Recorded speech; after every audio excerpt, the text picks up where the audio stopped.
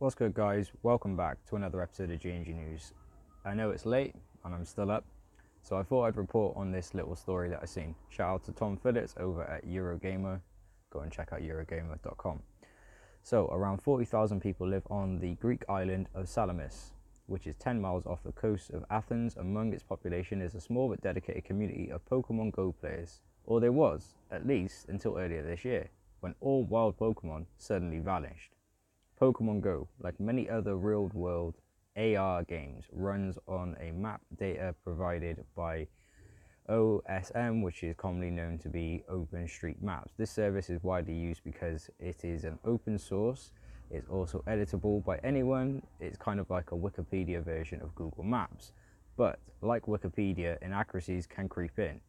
On OSM itself, this isn't a huge issue. Changes are noticed by other editors and any obvious errors are reverted, but while OSM map data is constantly updated, games will pull data from it and are not as thorough. Pokemon Go uses map data last imported many months ago. The advantage to this is you can't just go on OSM, flag your back garden as a park and instantly watch Pokemon Go appear in-game. The downside though is things flagged wrongly on the map don't get quickly updated and fixed.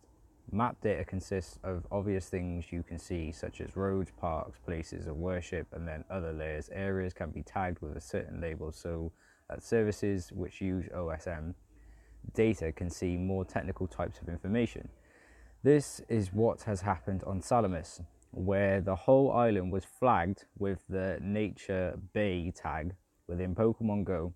This tag tells Niantic services, do not spawn Pokemon here, presumably because it sounds like the whole area is underwater. And while the tag has now been removed on OSM itself, this version of the map has not been imported into Pokemon Go. You can see a similar effect happening at train stations if the area has been tagged correctly as part of the railway network in OSM. No Pokemon will spawn in game. The only way to get around this is to have a Pokemon stop present in which you can insert a lure and item you usually have to pay for. So as a quote, we have been spawnless for 7 whole months. Salamis Pokemon player Nick told me.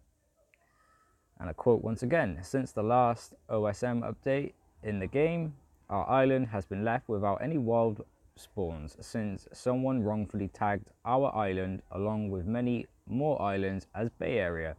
Nick and other islanders have attempted to contact Niantic's customer service support about the issue several times, but never with much success. In another quote, our reports to Niantic have gone either unanswered or replied to with general responses such as go play somewhere else, visit a place with more Pokemon stops. The island has about 400 stops in total, or even the ridiculous answer of check if your mobile data GPS is active. That's got to get pretty annoying when it's, you ain't been able to essentially catch any Pokemon for 7 months. So this week, Salamis residents have gone to the game's global community to raise awareness on the game's Sylph Road Reddit. A thread about the island's issues has gained a huge amount of attention. Nick says, this is really our final shot before completely giving up on the game. It is such a pity for us to be unable to play the game that unites us and that we enjoy. 2 possible solutions have been floated among fans. Either Niantic pulls its new OSM map data to correct the issue, or a change is made by how the game handles the Nature Bay tag so it no longer blocks spawns.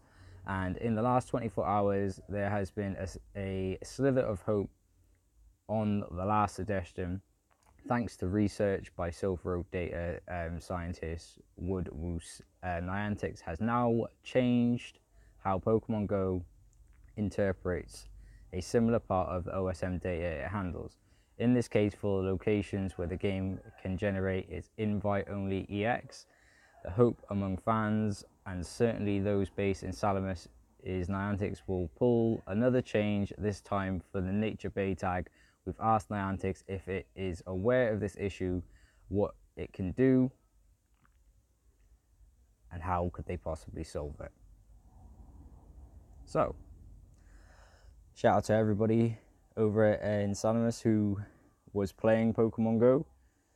I hope that they are obviously able to spawn wild Pokemon in their area again soon, because that's not fair for them to not be able to play the game because of an error on Niantic's part. And hopefully they see, you know, their petition, and they see how many times that they keep reporting this to them. And I guess the more you report it, eventually they will answer and they will do something about it. But thank you for watching another episode of GMG News. Big shout out to Tom Phillips over at Eurogamer. Go and check out Eurogamer.net. And I will see you all in the next video. Keep on smiling. Have a lovely day. Remember, things can only get better. And I will see you all tomorrow, where I'll be opening up a Celestial Storm $1 tree Pokemon booster pack. Have a good evening.